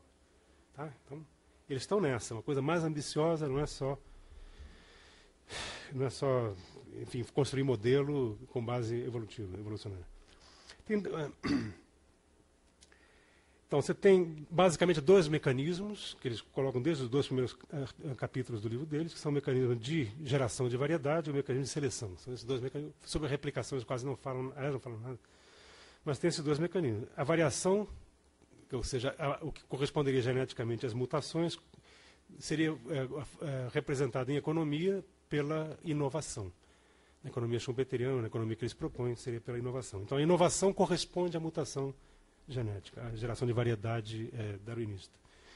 Enquanto que o processo de seleção é um termo já tão universal que pode ser usado nos dois casos, tanto para a economia quanto para a biologia, da mesma forma. A seleção se dá num espaço de seleção típico de economia, que é o espaço de mercado, é o espaço da concorrência. Tá? O espaço da concorrência é o espaço no qual se dá a seleção econômica. E eles fazem essa relação. Porém, como a mutação em economia, diferentemente da mutação genética no neodarwinismo, não é aleatória, mas é deliberada, e tem que ter toda uma discussão de como é que é feita a mutação. Então, tem um outro termo que eles usam que é busca, search. Né? Como é que os agentes, as empresas, buscam realizar as suas mutações, tá? Que não é um fenômeno espontâneo. Então, a search passa a ser um tema crucial do livro deles, né? Gasta mais de um capítulo sobre isso também, que, no fundo, corresponde pode corresponder à mudança de rotinas e pode até, curiosamente, se obedecer a rotinas também. Você pode ter a meta-rotina, rotina de mudar rotinas, que é o caso, eles exemplificam o caso do esforço de P&D que as empresas fazem. Muitas vezes o esforço de P&D você não sabe bem o que vai resultar, mas você pode ter regras práticas que ajudam aqui a alocação de recursos, por exemplo, a proporção do faturamento da empresa, coisa assim. Tem regras práticas que facilitam que as empresas possam gerir essa coisa tão impalpável, de resultados tão incertos, que é o esforço de pesquisa e desenvolvimento das empresas. Mas, de qualquer forma, é importante ressaltar isso, né, de que tem aí uma coisa que foge da analogia darwinista, que é centrada no esforço de busca deliberada, com base na experiência acumulada, com base nos conhecimentos que a empresa detém, etc., e com base nas rotinas também, tendo em vista a busca da inovação. Então, tem dificuldades na analogia, tá? Tem dificuldades, muito bem. Eu não vou falar do modelo. O modelo tem detalhes técnicos, isso vai ficar para o artigo, que eu ainda estou escrevendo essa parte, depois eu mando. Então, não vou falar do modelo em si, que tem vários detalhes que eu acho que seriam interessantes, mas fica para depois. Vou falar só da teoria. O enfoque está antes do capítulo 12, que é mais teórico. Tem dificuldades na analogia? Tem dificuldades. Eles reconhecem essas dificuldades em alguma medida. Autores posteriores, eu cito muito o Froman aqui, que eu acho muito competente, que é um metodólogo holandês, VROMAN. Eu acho muito competente. Ele tem um livro de economia da evolução e tem vários artigos. Evolution and Economics, é isso? Alguma coisa assim. Não lembro qual é. Mas está aqui citado o texto. Então ele tem uma crítica, né, bem detalhada, uma crítica no sentido positivo, né, quer dizer, que é uma crítica que avança, que agrega e também, obviamente, contesta alguns pontos. 4 pontos, só para terminar. Primeiro, há uma certa fragilidade, há problemas na correspondência entre genes e rotinas. Por mais que os autores tenham fundamentado, e eu acho que fundamentaram bem, rotinas como genes, ainda não é suficiente. Segundo problema é a analogia fraca com o mecanismo de replicação. Então, replicação está muito maltratado no livro deles. Replicação tem que ser... O problema todo aí resume-se ao fato de que a replicação tem que ser estável, tem que ter persistência. Terceiro, caracterização do atributo de fitness, né? Adaptabilidade, ou aptidão, como queiram chamar. Esse atributo é impreciso. Quer dizer, como é que o mercado faz seleção de empresa, ou seleção dos genes, implicitamente, né? Do fenótipo, dentro do qual tem o genótipo, que seria a rotina. Como é que seleciona a empresa, dentro dela, a rotina? Como é que isso é feito? É lucratividade, como eles dizem em geral, ou esse conceito é insuficiente? Quarto e último, o fato, de novo, voltamos ao fato com o qual eu terminei a primeira parte de Crítica ao Hodgson, né? De que as mutações não são aleatórias. Tem espaço para a criatividade, a intencionalidade, etc. Então, esse é um ponto importante também. Isso aí altera o próprio processo de seleção. Vejamos cada um deles brevissimamente. O primeiro, repetindo, é a questão da relação gêneros-rotinas, tem a ver com a persistência. Eu vou citar aqui um trecho do Froman que diz o seguinte: para uma teoria econômica evolucionária, o problema com firmas que mudam as suas rotinas é que o elo reprodutivo responsável pela reprodução das mesmas rotinas no comportamento da firma, e aqui por extensão de outras firmas imitadoras eventualmente, é cortado. Você cortou o elo de ligação. É crucial que a rotina seja estável. Então, ele conclui: o elo entre resultados passados e oportunidades presentes, que é crucial para o mecanismo de seleção, é rompido. É preciso que as oportunidades presentes tenham relação com os resultados passados para que esse mínimo de continuidade represente um processo evolutivo. Conclui ele: em consequência, o mecanismo de seleção é perturbado. Correto, acho que é isso aí. Então, aqui é mais assim, não é que é uma crítica a Nelson Winters, eles fizeram o possível. É um problema insolúvel, porque realmente tem limitação na analogia. Como toda analogia, tem limite para ela, é só isso que ele está constatando. Segundo ponto, a questão da replicação. Eles não trataram de replicação, mas a replicação é crucial pela mesma razão. Quer dizer, ainda que você diga, não, mas ele cita um outro autor, Matthews, que eu não li, não conheço, ele diz assim, citando esse outro autor: o mecanismo de replicação não é requerido, em sentido estrito, ele não é requerido para que o mecanismo de seleção opere. O essencial, para tanto, é que haja variação de comportamento. Tem que ter vários, para ter um comportamento único, tem que ter mais de um para que possa haver seleção. Correto, tecnicamente correto. Agora, o que é importante, então, não é tanto que haja replicação, é que haja uma persistência. A persistência pode até ser feita sem replicação, mas tem que haver persistência nessas rotinas. Então, o problema volta ao caso 1, volta ao caso anterior. Quer dizer, é preciso que essas rotinas, para que elas sejam seguidas pela mesma empresa e por outras empresas, no caso de repassar por qualquer meio, por cópia, por transferência de tecnologia, ou lá o que seja, por engenharia reversa, por imitação, qualquer que seja o mecanismo que você está transmitindo, ele deve poder ser replicado. Então, em última instância, volta o Fromm é o seguinte, ainda que teoricamente você pudesse ficar sem replicação explícita, você tem que ter algum mecanismo que funcione desse tipo, nessa forma, quer dizer, que funcione como se fosse um replicador. Tem que ter. Se não tiver, você não tem a tua analogia incompleta. Então, aqui o problema recai no seguinte, em suma, é preciso que as rotinas tenham persistência. Esse é um problema crucial. O Nelson Winter dá argumentos nesse sentido. Eles não convencem completamente, mas tem um argumento razoavelmente forte. Tem argumentos de custo de mudança das rotinas, custo de transação de mudança de rotina. Tá? Tem problemas organizacionais que eles discutem detalhadamente, que tornam relativamente difícil mudar de rotina. Tá? Então, ninguém muda de rotina como quem muda de camisa, não é bem assim, é mais complexo. E tem custo. Do ponto de vista econômico, o importante é que tem custo de mudar. Por isso que tem meta-rotinas. A rotina é de mudar a rotina. Eventualmente, tem empresa organizada, tem isso. E tem planejamento estratégico para poder orientar a longo prazo essas meta-rotinas. Terceiro problema da fitness, né? Caracterização imprecisa. A biologia evolucionária, às vezes, corria o risco do estigma da tautologia. Ela sempre escapou disso muito bem, porque tecnicamente, obviamente, não é tautológico. Mas sempre ficava a impressão, no meio do leigo, de que tem tautologia nessa coisa. Né? Por que você se adapta melhor? Né? Porque você... a seleção funcionou, mas por que ela funcionou? Porque você se adapta melhor. Então, é meio tautológico. Mas esse mesmo risco de tautologia existe em economia também. Então, você tem que ter uma explicação técnica, como tem na biologia evolucionária, para escapar da tautologia, né? da explicação ex post. Por que sobreviveu? Porque era mais apto para sobreviver. Não diga. Certo? Então, para escapar dessa tautologia, você tem que ter alguma explicação econômica. E eu acho, concordando com Fromm e com outros autores, como Saviotti e Metcalfe, por exemplo, economistas que trabalham nessa corrente também, tem trabalhos importantes de divulgação nesse campo, eu acho importante que você generalize a ideia. Não é lucratividade só. A lucratividade é meio tautológico, na economia. Porque todas as correntes econômicas, ortodoxas, que seja lá quem for, concordam que o objetivo da empresa é o lucro. É óbvio. Sobre isso, é talvez o único ponto que não anima discordância para os economistas. Né? A partir daí começa a discordar de tudo. Mas nesse ponto não há. Então vira tautológico. Qual é o mecanismo pelo qual você atinge mais rentabilidade? Vai ser aquela coisa ex post constatada do Alkin e do Friedman? Não dá.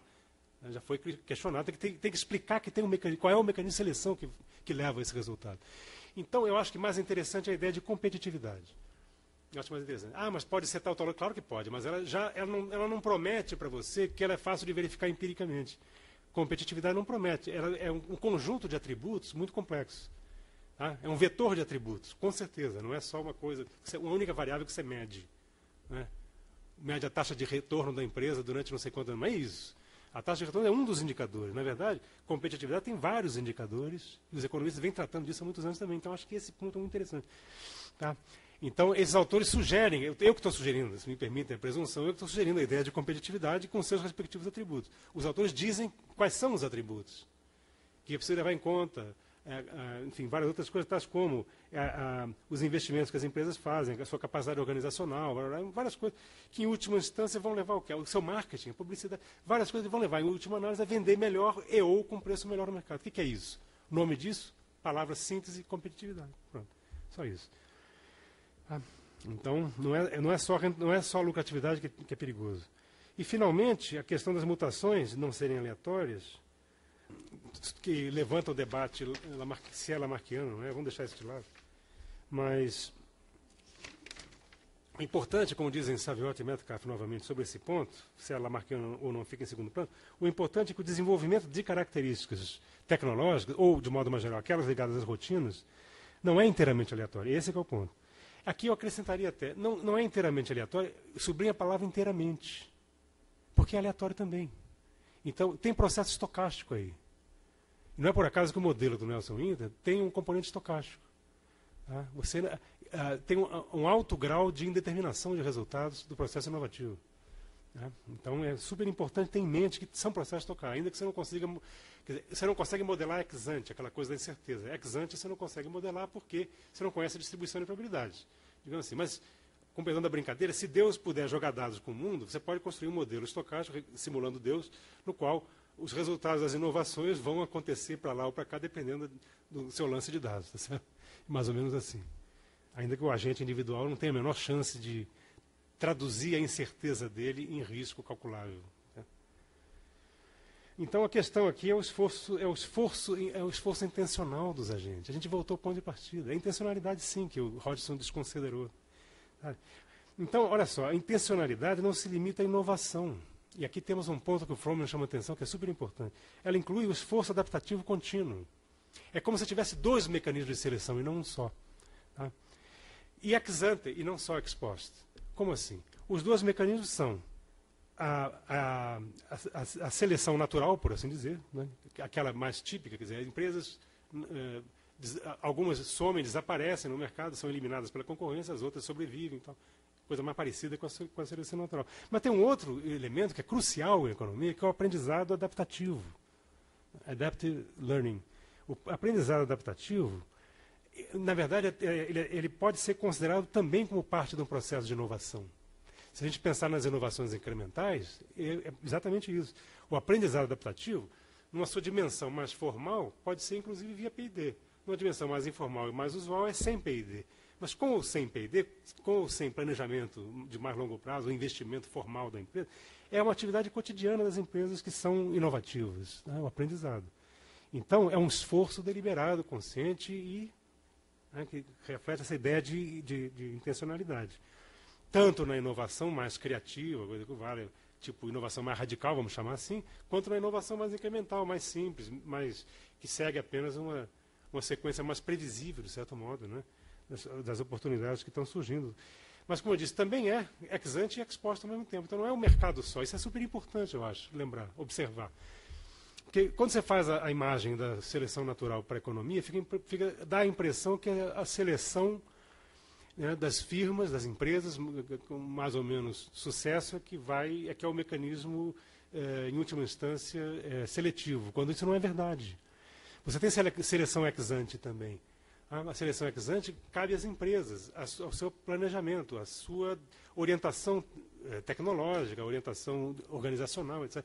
As apostas que a empresa faz em investimentos de P&D, em ativos específicos que ela constrói, e ela corre riscos nesse nível do esforço ex ante que ela faz em determinada direção, com custos irrecuperáveis, inclusive, naquela direção. Né?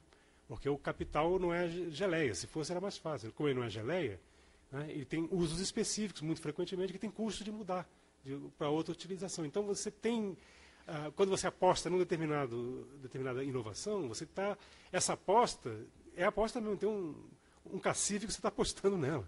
Certo?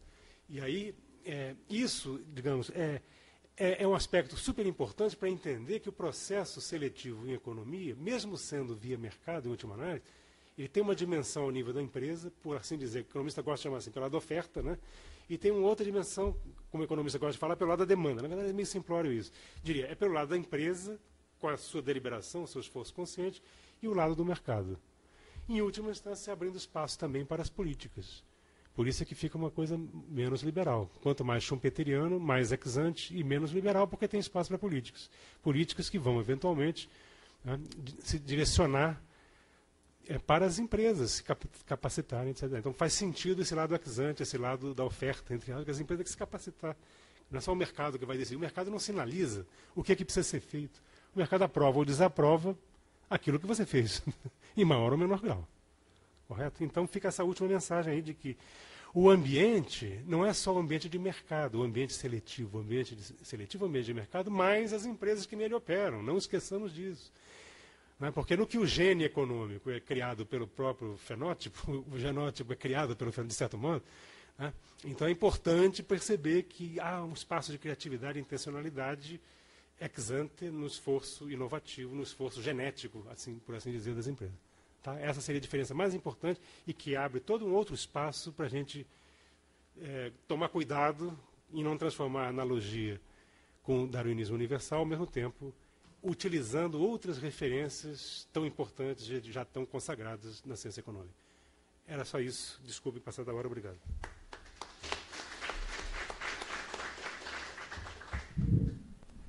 Então, muito obrigado, professor Mário Poças. Antes de passar a palavra a vocês e, eventualmente, ler perguntas que chegarem pelo e-mail, só queria fazer uma rápida observação, dizer que é meio difícil de imaginar que se possa ter uma descrição do estado da arte desse debate mais bem feita do que acabou de ser feita agora. Quer dizer, eu acho que pelo menos no que se refere à fronteira da economia, que é uma das ciências sociais que é objeto desse ciclo, e a evolução darwiniana, realmente nós aqui tivemos um balanço e, ao mesmo tempo, com todos os problemas que esse debate enfrenta, elencados e discutidos um por um. E isso é muito importante que fique bem claro, até porque eu não sei se seria possível conseguir a mesma coisa para outras ciências sociais.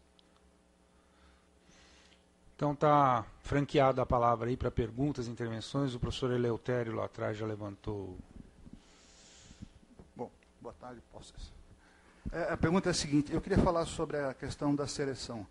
Eu acho, você mencionou que no caso do Nelson Winter, tem uma dificuldade em definir a unidade de seleção. Mas eu penso o seguinte: existem aspectos da sociedade que penso que talvez seja impossível definir a unidade de seleção. Eu estou pensando no seguinte: eu estou pensando no Georgescu, que faz a distinção entre conceitos aritmomórficos, tá certo? Portanto, são aqueles conceitos básicos da aritmética, e que ele chama de conceito dialético, que são conceitos que ele diz que é fuzzy. E o exemplo que ele dá é o exemplo da democracia, tá certo? Que é um conceito que não é bem delimitado, né? Tá certo?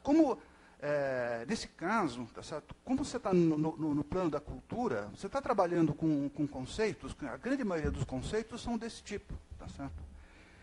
São conceitos que, inclusive, envolvem luta ou disputa argumentativa, disputa conceitual a respeito do que eles de fato significam. Tá certo? Então, eu tenho a impressão que a evolução da cultura humana tem um elemento, tá certo?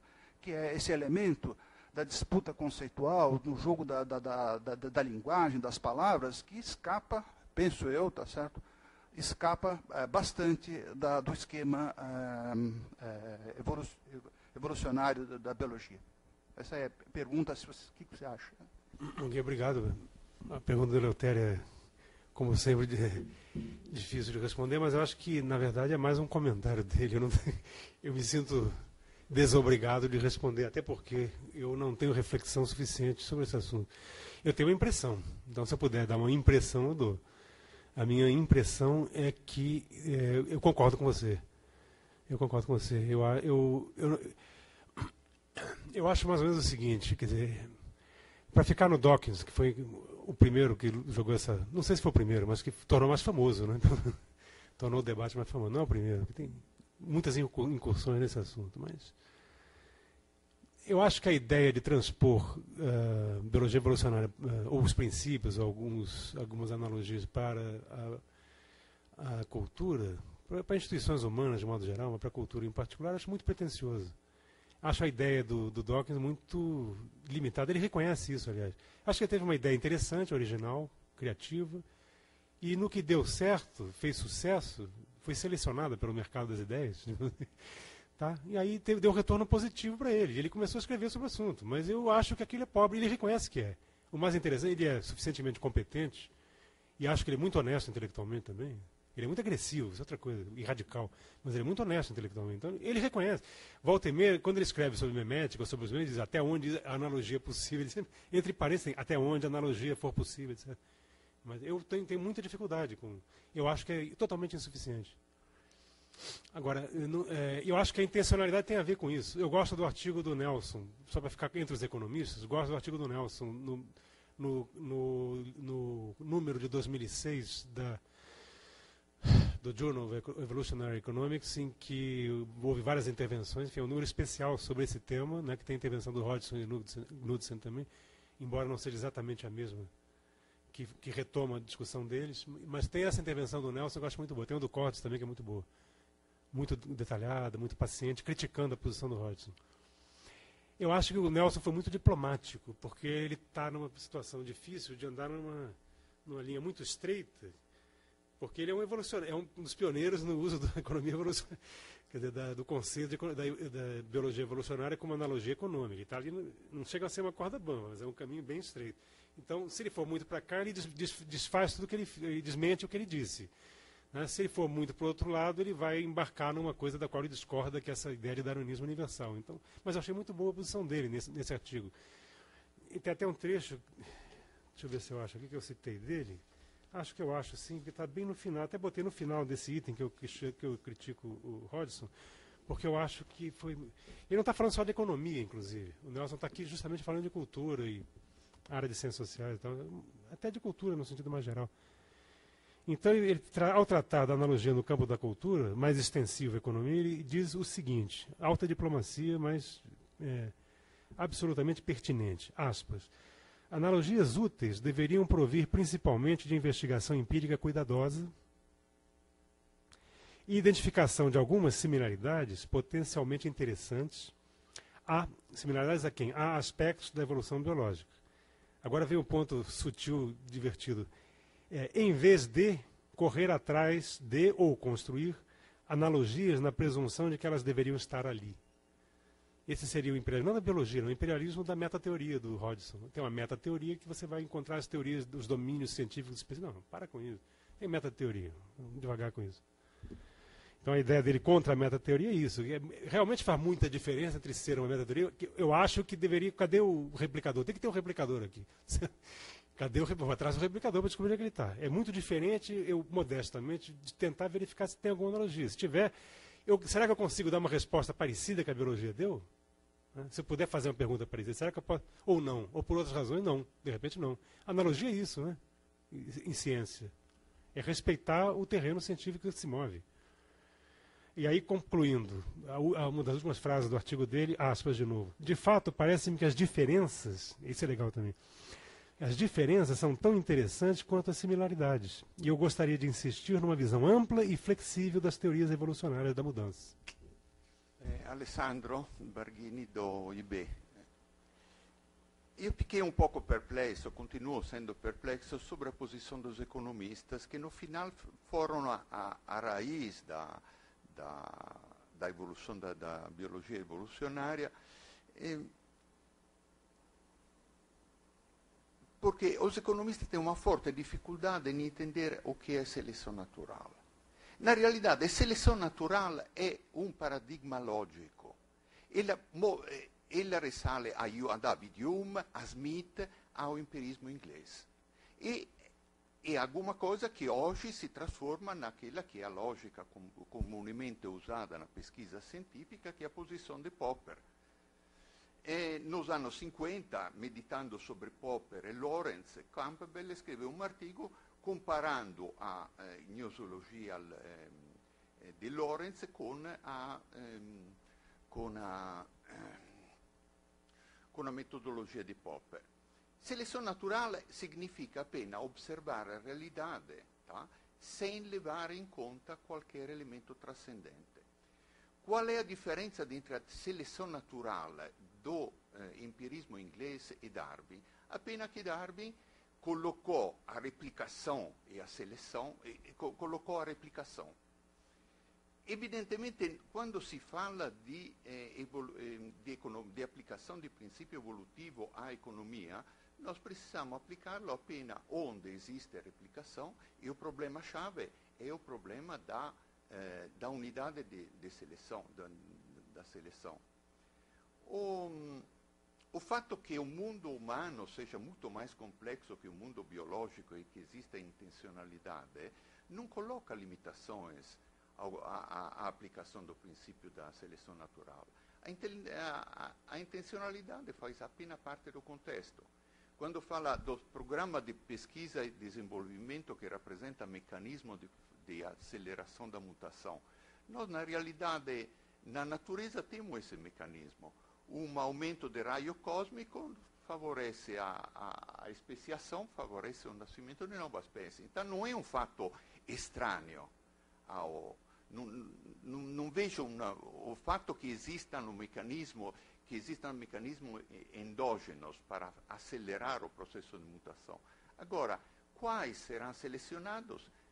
depende exatamente da mão livre do mercado, da seleção natural. Agora, sem dúvida, um dos problemas-chave é ver quais são as unidades de seleção e quais são as unidades de transmissão.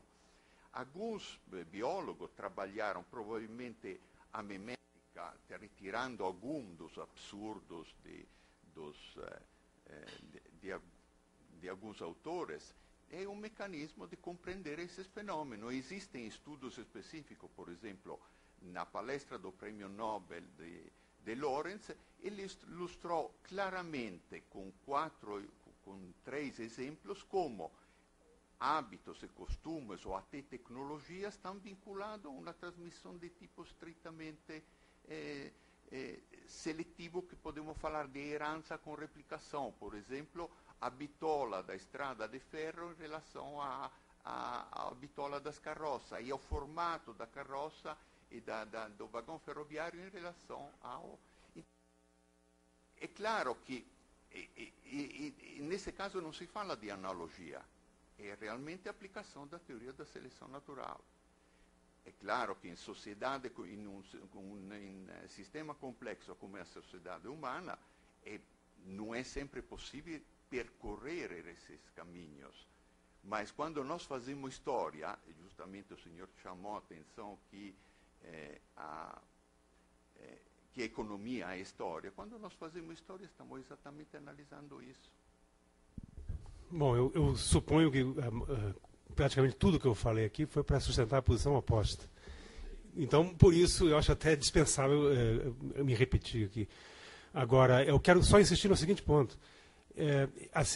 O objeto da ciência econômica não é uma dinâmica populacional. Isso é falso. Não é esse o objetivo. O objetivo de obter, de fazer uma análise de comportamentos dos agentes econômicos tem como objetivo encontrar algumas regularidades no nível dos mercados e no nível mais macroeconômico, no nível da economia como um todo, como eu disse aqui antes. E alguns desses resultados têm relação com o fato de que os mercados competitivos selecionam rotinas, inovações, ou uma unidade de seleção que não se sabe bem qual é, mas que... Quer dizer, é uma analogia imperfeita. Uma grande quantidade de outros resultados independem disso. Então, eu acho, no mínimo, impreciso, e no máximo é imperialismo mesmo da hard science, tá? Mas, no mínimo, é extremamente impreciso considerar que a teoria da seleção é uma metateoria para a economia. Ela é uma metateoria para a construção de analogias que, aí sim, ocuparão espaços específicos dentro da análise econômica. E eu estou falando como heterodoxo. O ortodoxo ficaria ainda mais horrorizado, mas esquece o ortodoxo, porque ele nem sequer vê a economia como um processo. Né? Nós, heterodoxos, vemos a economia como um processo, como um sistema complexo, etc.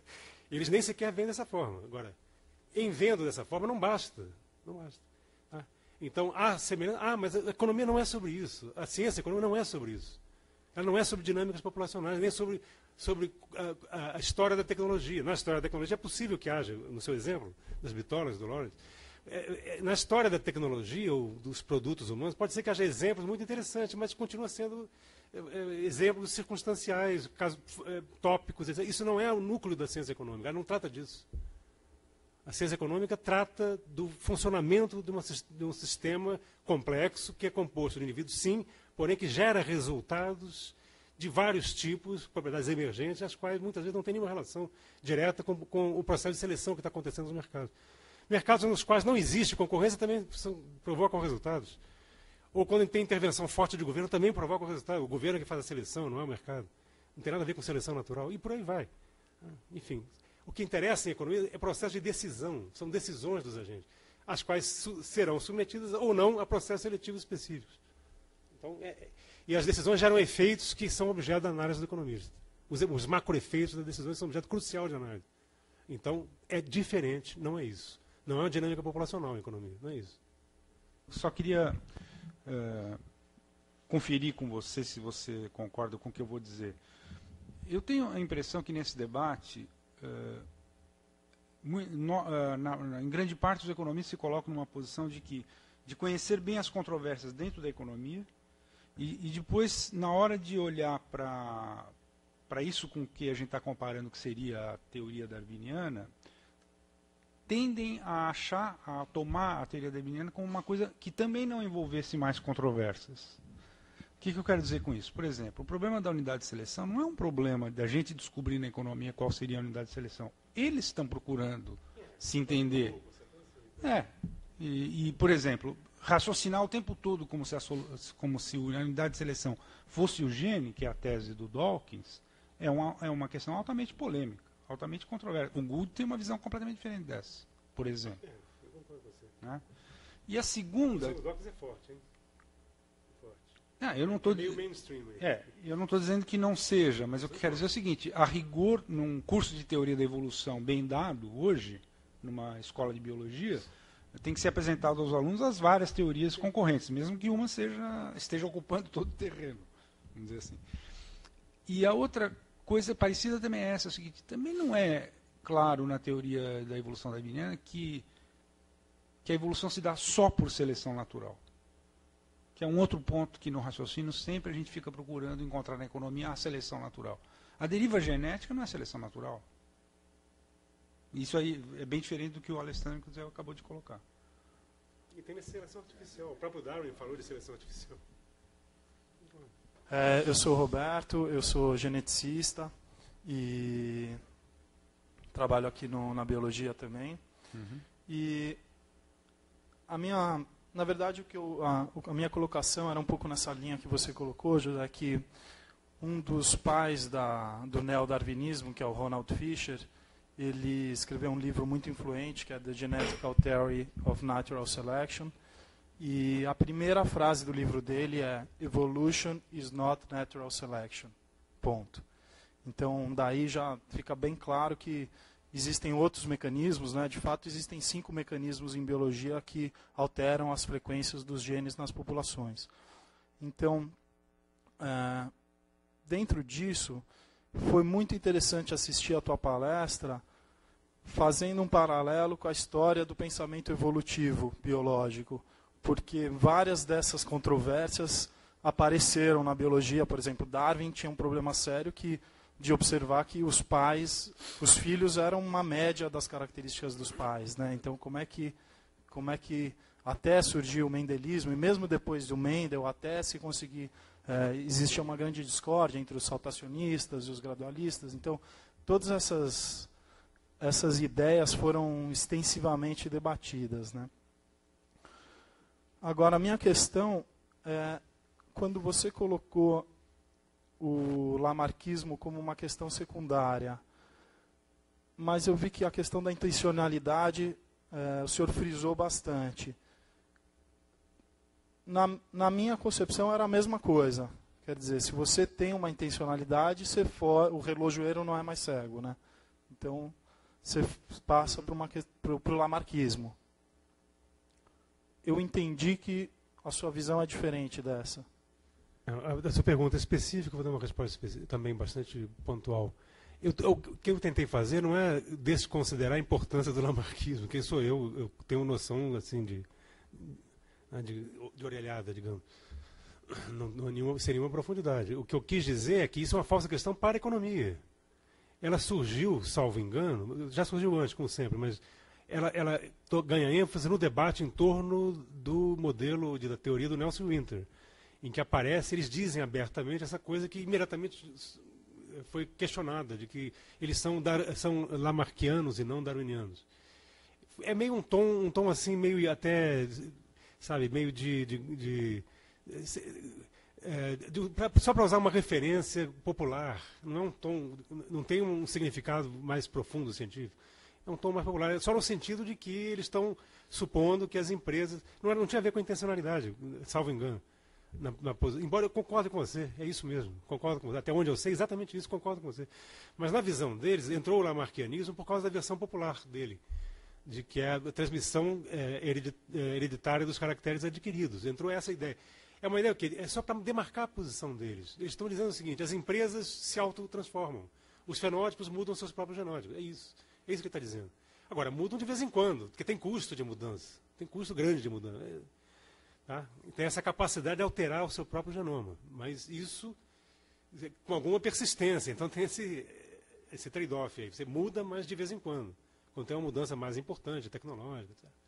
Mas era só isso. Então, eu estava tentando tirar fora do circuito essa discussão. Por exemplo, na última intervenção dele no debate, nesse debate aí que ele próprio inaugurou, o Hodgson volta a isso com toda a carga e gasta 3 páginas sobre a questão se é lamarckiano ou não lamarckiano, que do ponto de vista da análise da evolução em economia é irrelevante.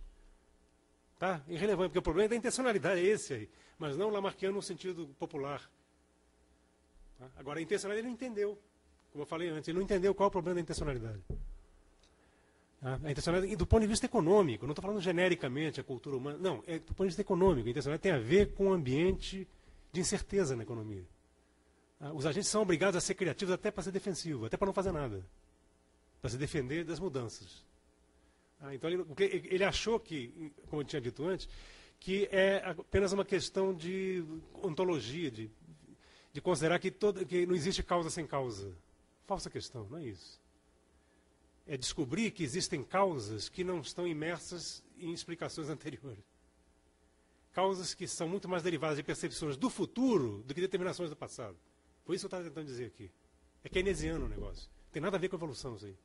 É keynesiano, tem a ver com economia, tem a ver com humanidade, tem a ver com intencionalidade. Isso ele não percebeu. Ok? Meu nome é Eduardo, eu sou jornalista. Eu vim aqui até tentar marcar a entrevista com o senhor. Eu fiquei muito interessado na sua palestra e eu gostaria de saber se eu poderia estender a sua análise sobre equilíbrio, desequilíbrio, incerteza, tempo, ao mercado financeiro especificamente. Obviamente eu não tenho tempo para fazer isso aqui. E seria leviano. Tá? Não vou fazer isso.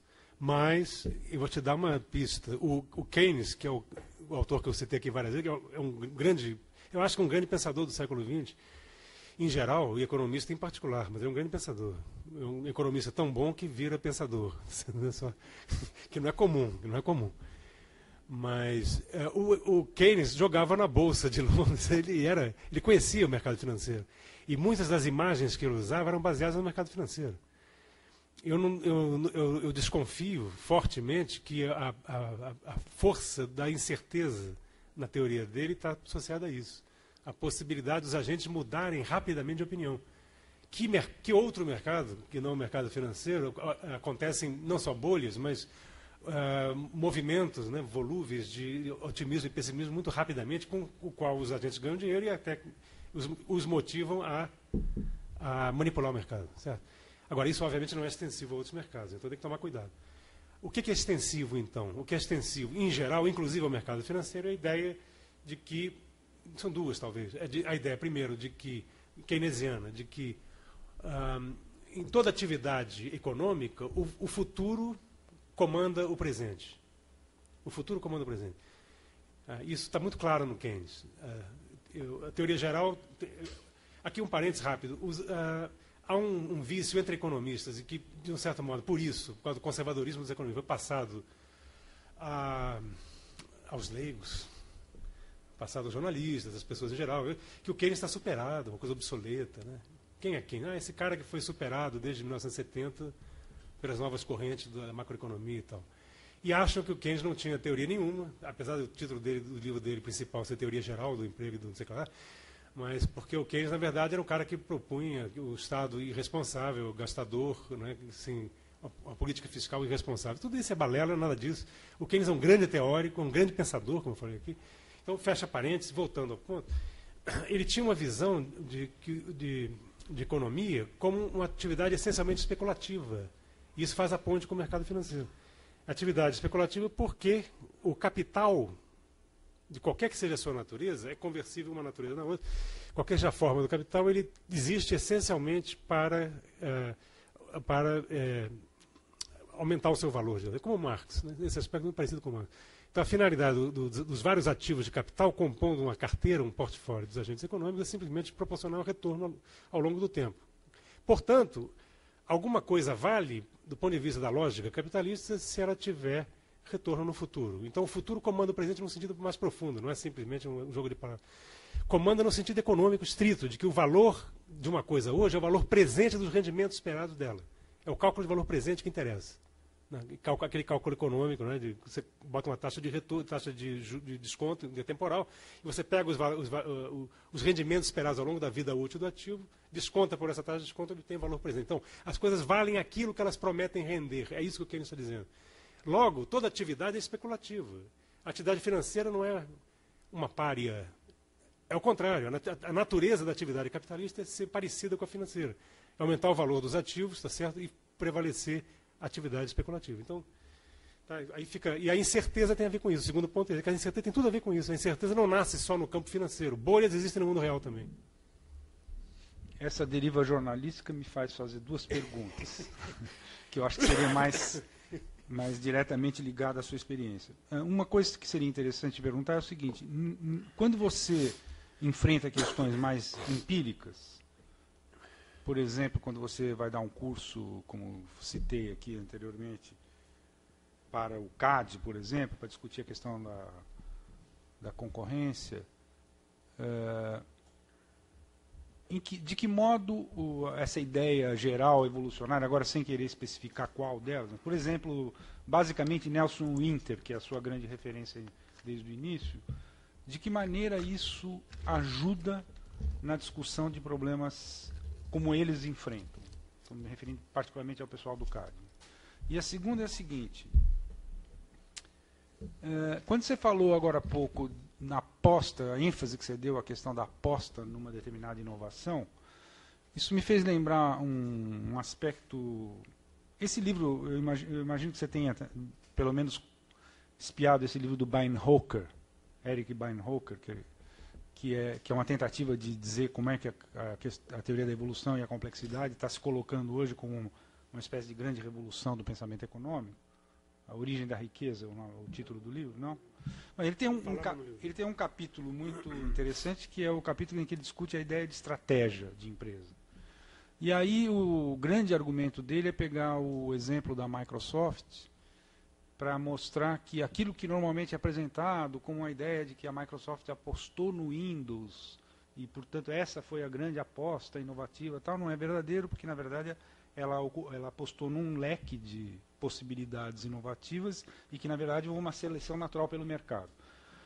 O leitor não entende muito bem como é que é esse mecanismo de seleção pelo mercado, mas essa é a ideia fundamental que ele defende para dizer que a incorporação da teoria da evolução em termos da economia, nos levaria, por exemplo, a uma ideia que levaria quase ao banimento dessa ideia de estratégia de empresa. Claro que, resumindo assim a ideia, não sei se dá para ficar claro qual é a tese que ele defende aí. Mas é um dos grandes argumentos dele nessa... Okay. Bom, eu não li, então... eu vou só poder comentar o que você disse. Ou só a primeira pergunta. Não, vou comentar as duas, claro. Mas em relação à segunda, eu vou comentar o que você disse por sem ter lido o autor. Então, posso estar sendo muito injusto com ele. Em relação ao primeiro ponto, o que eu posso dizer sobre isso? É que tem dois universos diferentes. Tem o universo acadêmico e o universo de quem trabalha tecnicamente com questões ligadas à concorrência, mas não é acadêmico. E aí eu tenho que ter um repertório mais restrito. Tá? Então, se eu ficar falando sobre Nelson Winter e economia evolucionária no CAD, eles vão me demitir no dia seguinte. Quer dizer, não me contrataram, mas me pagaram a DOC para dar o curso, mas iam rejeitar a minha terceira sessão do curso. Então eu posso até falar e falei, e sempre aproveito a oportunidade para dizer, não é tão simples como pode parecer, tem problemas aqui e tal. Eu lanço as dúvidas, os advogados ficam todos felizes, porque o economista bota a banca de que é cientista, né? Quando na verdade está cheio de dúvidas. Então os advogados, que também estão cheios de dúvidas, ficam muito felizes quando os economistas são desmascarados na sua pretensão de cientistas.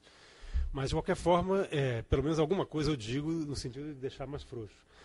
Mas eu tenho que dar as coisas que são utilizadas como o paradigma, digamos assim, de concorrência que é utilizado. E o paradigma de concorrência que é utilizado é um paradigma ortodoxo estático de microeconomia, com alguns adendos, felizmente, graças aos advogados, tem alguns adendos de bom senso que estão introduzidos na lei. Então, você não pode usar, por exemplo, só para citar um exemplo, eu não posso usar, por exemplo, um critério normativo de Pareto, puramente. Eu não posso usar. Porque o critério de Pareto não é compatível com qualquer critério de Pareto. É simplesmente a ideia do ótimo de Pareto, que todo mundo conhece, ouviu falar. Eu não posso simplesmente dizer que a aplicação do ótimo de Pareto é uma situação de um mercado específico, quer dizer, a ideia de equilíbrio parcial vis-à-vis equilíbrio geral e tal. Se eu transponho para um mercado específico, eu associo uma posição de maior bem-estar, né, a uma situação mais próxima da concorrência perfeita e mais afastada do monopólio. Grosso modo é isso. Tem problema sério de fazer essa passagem, enfim, não interessa entrar agora no detalhe, mas a lei também não aceita isso. Se deixar por conta do economista, o economista vai dizer que tanto faz. Se o preço é mais alto ou mais baixo, o que importa é o excedente total gerado no mercado. É o total do bem-estar que corresponde ao excedente total gerado no mercado. Quer dizer, não vai importar se uma parte do excedente maior é apropriada pelo produtor, uma parte maior é apropriada pelo consumidor. A distribuição de renda, em resumo, é irrelevante. Para análise ortodoxa de eficiência alocativa, é irrelevante, como você sabe, a distribuição. Agora eu chego, aproveito e digo, ó, tá vendo? Aqui tecnicamente é assim, mas a lei, felizmente, obriga a se preocupar com o consumidor. Tá certo? Então você não pode, simplesmente, tanto faz droga nenhuma. Tá certo? O que interessa é o tamanho total do excedente, não interessa quem se apropria dele, negativo. Interessa sim, porque está na lei, aí o advogado nos ajuda. É bem verdade que isso depende ainda de jurisprudência e tal, mas pelo menos surgem problemas que eu posso levantar os problemas que surgem. Tá? As várias formas alternativas de resolver, encaminhar. Agora, quanto à segunda, então é assim, eu sou obrigado a me cingir àquilo que é aceito pelo paradigma. Tá? Mas eu não posso, o CAD não vai usar isso nunca, porque o jurista, e não é advogado não, a lei e os intérpretes da lei, felizmente, são bastante conservadores. Conservador no bom sentido de que eu não vou ficar mexendo todo dia, dependendo da moda, do que os economistas acham que é mais certo ou mais errado. Não tem moda. Então, como é uma coisa que tem validade legal, tem uma interpretação de jurisprudência, tem validade legal, eu sou obrigado a me cingir, né, aquilo que está aceito como jurisprudência. E o que está aceito é isso, então é isso que a gente vai seguir. Eu posso ter motivo suficiente para mudar a jurisprudência, vou ter que brigar por isso. Eu tenho que fazer um parecer suficientemente forte para que vire jurisprudência no CAD algum dia, mas não vai acontecer isso nunca. É muito conservador, é muito inercial. Tá? Então, inercial, por um lado, é ruim, porque a economia é neoclássica direto. Não tem muito espaço para pensar concorrência como um processo, pode esquecer tudo isso. Por outro lado, é bom, porque as coisas mais radicalmente questionáveis, como a questão da eficiência alocativa, essa pode ser bypassada por critérios mais flexíveis. Okay? Maria Tereza, professora de Direito na Economia da UFRJ. Eu estava dizendo que você costuma usar e discutir a ideia de eficiência seletiva e, ao meu ver, eu acho que essa ideia seria, apesar de ainda de não ter aplicabilidade prática, é uma tentativa de ver a questão da defesa da concorrência com alguns fundamentos evolucionários. Sim, sem dúvida. Sem dúvida. A ideia é essa, mas por enquanto ela é acadêmica. O efeito prático aí no caso, primeiro é muito difícil fazer isso na prática, até tenho algumas ideias de como fazer, mas em segundo lugar tem que estar consagrado da jurisprudência não usa nada que não seja consagrado. Infelizmente o que é consagrado é o que há de mais estático, ortodoxo e neoclássico. Certo? Infelizmente. Quanto à segunda questão, a seleção pelo mercado, aí eu acho o seguinte, eu discordo disso. Eu acho que aí, de novo, aquele risco da tautologia. Dá sempre um passo. Você olha o ambiente seletivo só pelo lado de quem está sendo selecionado e não pelo lado de quem está selecionando e não pelo lado de quem está sendo selecionado, é muito perigoso de virar tautologia. Não é verdade. Esse exemplo da Microsoft, inclusive, ele pode ser usado ao contrário. Exatamente ao contrário.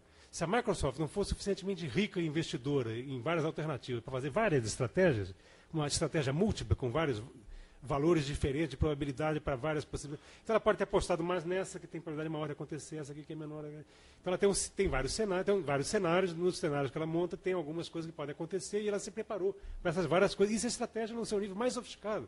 Chama-se planejamento estratégico o mais sofisticado possível de uma empresa. É exatamente o contrário do que você disse que o cara disse, esse Eric, não é? Então, eu discordo completamente. Eu insisto muito no lado ex ante. As empresas são instituições complexas também, que formulam estratégias no ambiente de incerteza. Formular estratégia no ambiente de incerteza, com a peculiaridade de que elas estão as mais inovativas, nem todas usam estratégias inovativas, também depende do mercado, do setor, mas aquelas que se baseiam em estratégias mais inovativas são as que correm mais risco, ou mais incerteza. A incerteza é tanto maior quanto maior a modificação do ambiente, evidentemente, que você espera provocar com a inovação que você vai introduzir. Tá? E aí, o problema é que você está construindo uma estratégia que tem alto risco e, portanto, alto custo. Alguém tem que financiar isso aí. Você pode financiar com recursos próprios ou, muito frequentemente, com recurso público. Então, tem toda uma questão de política envolvida aí. A política que ajudam a viabilizar, né, estratégias altamente arriscadas e de retorno altamente incerto, que são as estratégias inovativas. Isso é um tema crucial. Não dá para jogar tudo no mercado. Realmente não dá. Tá? É um viés perigoso, eu acho. Só para fazer justiça ao autor que eu citei, que é o Eric Ben Hocker, ele faz o seguinte: a partir de um balanço sobre toda a literatura sobre planejamento estratégico, que, grosso modo, é aquele livro Safari de Estratégia, do Mintzberg, né? E mostra que em todas as escolas tem duas ideias que são absolutamente constantes, que é a ideia de escolha e a ideia de compromisso. E é isso que ele tenta derrubar. Porque a palavra estratégica pode ser... a ideia de estratégia ou de planejamento estratégico, sofisticada, etc., pode ser mantida. Mas eu quero dizer o seguinte: com esse exemplo, ele está querendo dizer que, em um determinado momento específico do processo da Microsoft, não houve escolha e muito menos compromisso. O que houve foi uma espécie de aposta em 5 ou 6 possibilidades, das quais acabaram vingando 2. Né? E eles continuaram apostando, inclusive, naquilo que todo mundo dizia que não tinha a mínima chance. Isso reforça o meu ponto, então. Estou de acordo. Isso reforça o meu ponto. Então, não estou em desacordo com o autor, não. Eu entendi errado. Estou de acordo. Aí é o campo da intencionalidade mais radical mesmo. Porque justamente você não tem escolha, não é questão de escolha. Escolha é o termo neoclássico, aliás, não é por acaso. A escolha supõe um repertório pré-determinado. O teu repertório não está pré-determinado. Aliás, sob incerteza forte, você vai apostar mesmo. Apostar em algumas alternativas. Não pode apostar em tudo, mas se você puder apostar em várias, tanto melhor. Você vai errar menos. É mais defensivo. O que eu insisto, o que ele não fica claro no explica é o seguinte: é que ele fala, bom, então é o seguinte, eles apostaram nas 5 e acabou havendo algum processo seletivo que ele atribui ao mercado. Mas isso não fica nem um pouco claro. Isso por definição, sempre há. Então, eu queria mais uma vez agradecer ao professor Mário Poças de ter aceito o convite em circunstâncias bastante difíceis, porque, como a gente sabe, em função das nossas regras acadêmicas, o que nós pudemos oferecer a ele para fazer essa viagem a São Paulo e proferir essa palestra aqui, discutir um pouco com a gente, não está nem um pouco retribuindo o esforço e o sacrifício que ele fez para vir aqui. Então, para isso, eu pediria mais uma salva de palmas. Obrigado.